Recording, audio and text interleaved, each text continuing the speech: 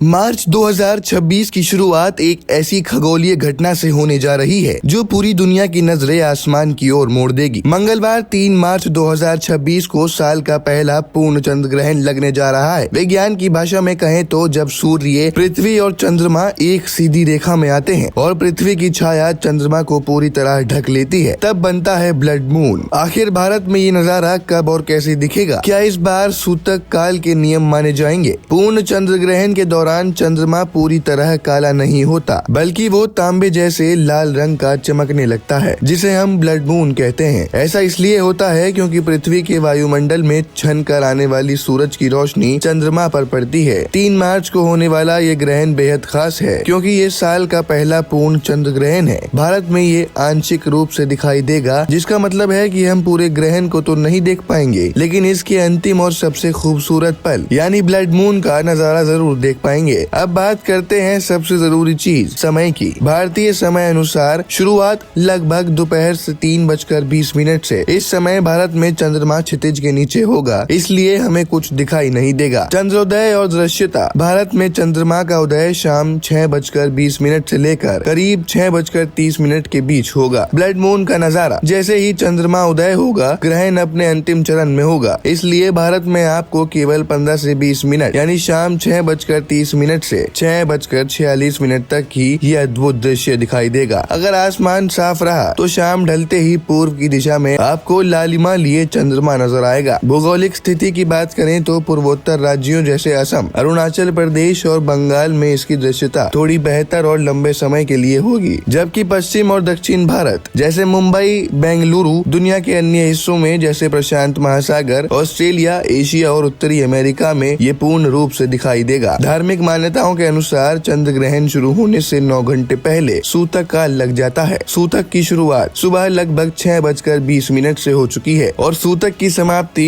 शाम 6:46 तक। सूतक काल में मंदिरों के कपाट बंद रहते हैं और शुभ कार्य वर्जित होते हैं। हालांकि शास्त्रों में बच्चों, बुजुर्गों और बीमार लोगों के लिए नियमों में छूट दी गई है। चूँकि भारत में ये बहुत कम समय के लिए और आंशिक रूप से दिखेगा, इसलिए कई जगहों पर इसके प्रभाव को लेकर मतभेद हो सकते हैं, लेकिन सावधानी के तौर पर नियमों का पालन करना श्रेयस्कर माना जाता है। खगोल प्रेमियों के लिए 3 मार्च की शाम बेहद रोमांचक होने वाली है। खिड़की से बाहर देखना न भूलें क्योंकि ये ब्लड मून फिर लंबे समय बाद दिखाई देगा। आपको ये जानकारी कैसी लगी? क्या आप चंद्र ग्रहण और सूतक काल की मान्यताओं को मानते हैं? कमेंट सेक्शन में जरूर बताइएगा।